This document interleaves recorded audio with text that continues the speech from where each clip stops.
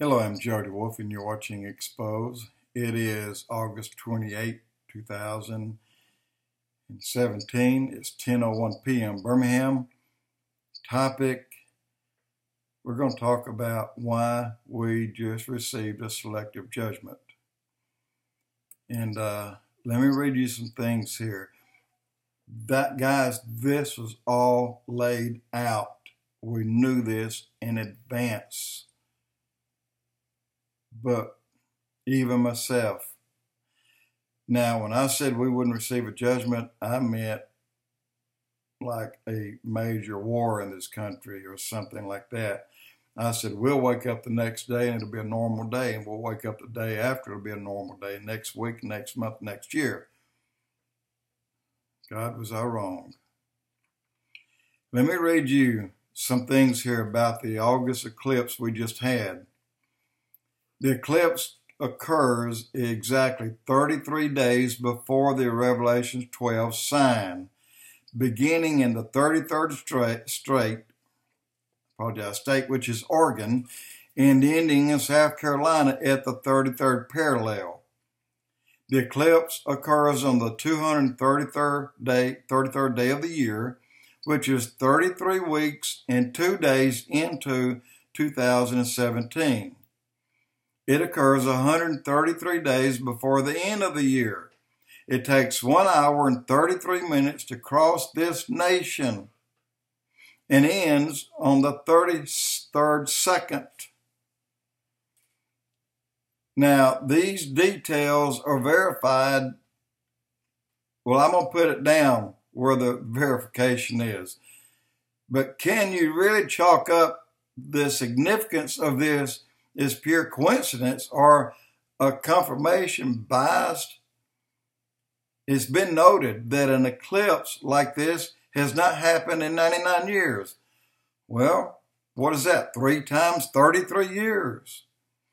What God might be communicating to us is to, look, you got some watchmen there that aren't watching. Let's go. And I'm going to read a little bit of Ezekiel 33. The word of the Lord came to me, saying, the Son of Man, speak to your people and say to them, when I bring the sword against a land, and the people of the land choose one of their men and make him their watchman, and he sees the sword coming against the land, and he blows the trumpet to warn the people.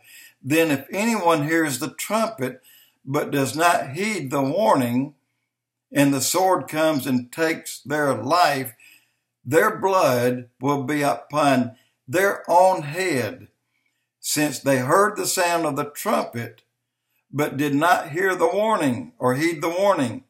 Their blood will be upon their own head. Again, he's confirming what he just said.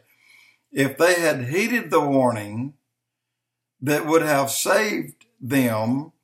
But if the watchman sees the sword coming and does not blow the trumpet to warn the people, then the sword comes and takes someone's life, then that person's life will be upon the watchman. But I will hold the watchman accountable for their blood. And look here at Revelation chapter 3, verse 3. Remember then, what you received and heard, keep it and repent. If you will not wake up, I will come like a thief, and you will not know what hour I will come against you. This is a judgment. There it says, I'll come like a thief, and you'll not know what hour I will come against you. The eclipse is exactly 40 days from Yom Kippur, the Day of Atonement. 40 represent a period of testing in the Bible, as can be seen in the 40 years the Israelites wandered in the wilderness. In the 40 days, Jesus was tested in the wilderness. In the 40-day period leading up to Yom Kippur is more than random. In fact, the period of time beginning on August 21 is called the season of Teshuvah, which is the Jewish faith in a time to get right with God before judgment falls on the Day of Atonement. In other words, repent before time is up. So while eclipses are not that uncommon, total solar eclipse will occur about every year or year and a half somewhere in this world and even over the ocean rather than land. Don't let anyone fool you in thinking the eclipse is nothing out of the ordinary. Day will be turned tonight across the middle of the United States. It's been 99 years since a total solar eclipse crossed the U.S. And guess what?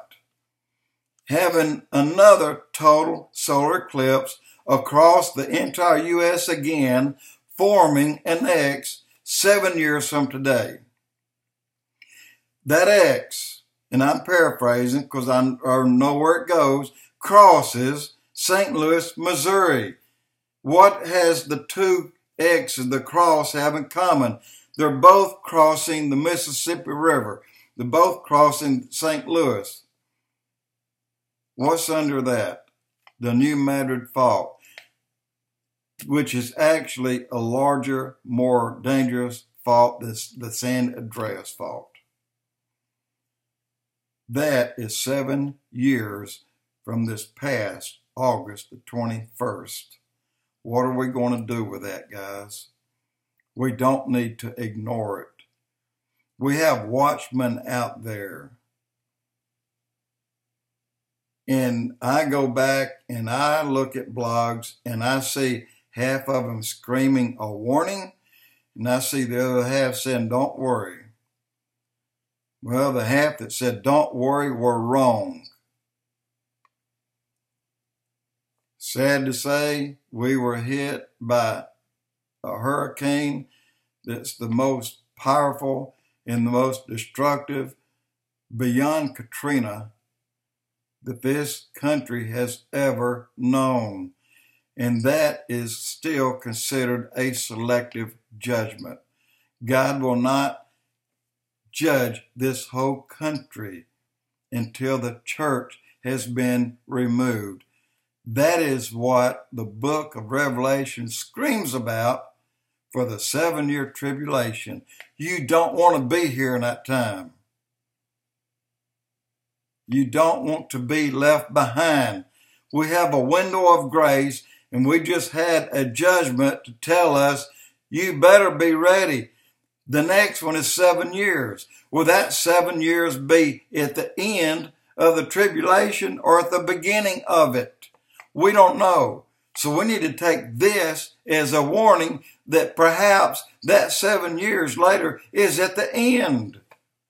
So be ready today while the window of opportunity, the window is open, is free for salvation today.